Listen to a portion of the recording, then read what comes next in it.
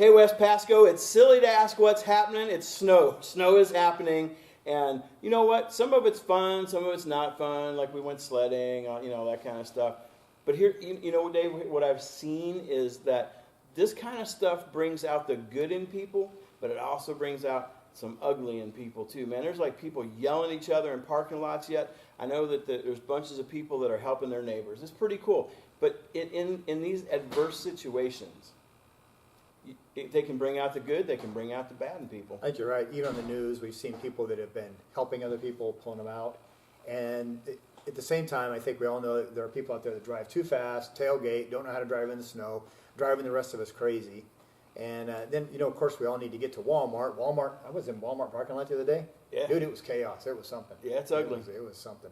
I had somebody in Walmart come tell me that they were proud of me for getting out in the weather because the guys here like to give me a hard time about driving in this stuff. Yeah, well, that's good. Yeah, I deserve it, but, Yeah.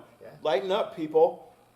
Well, I think it's, the thing is, how do we maintain a calmness and a good spirit when we're surrounded by chaos and adverse conditions?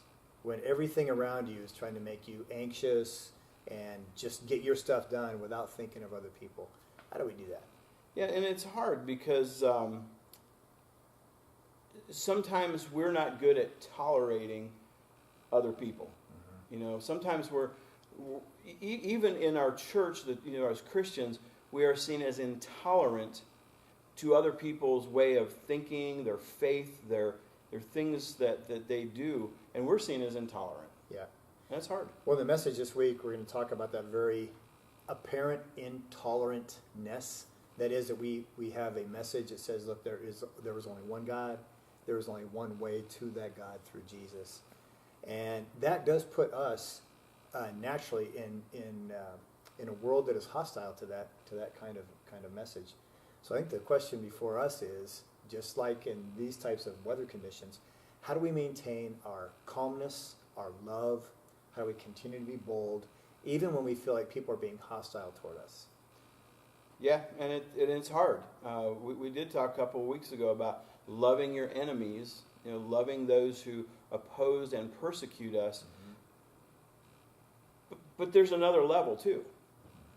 Of just being those people who generally are tolerant of what's going on, staying calm in the storm. Yeah. Well, let's come together, even this Sunday. Hopefully we'll have church this Sunday. Yeah. Like nobody had church last Sunday. We all took it off. But hopefully this Sunday, man, we can come together. We can encourage each other to be what we're supposed to be in adverse conditions, and to be what we're supposed to be even in adverse conditions in our normal lives. Yeah, even in the snow and the slush and the ice. Hopefully you can get here. Be careful. Be safe this week. We don't know what the weather's going to hold, but that's okay.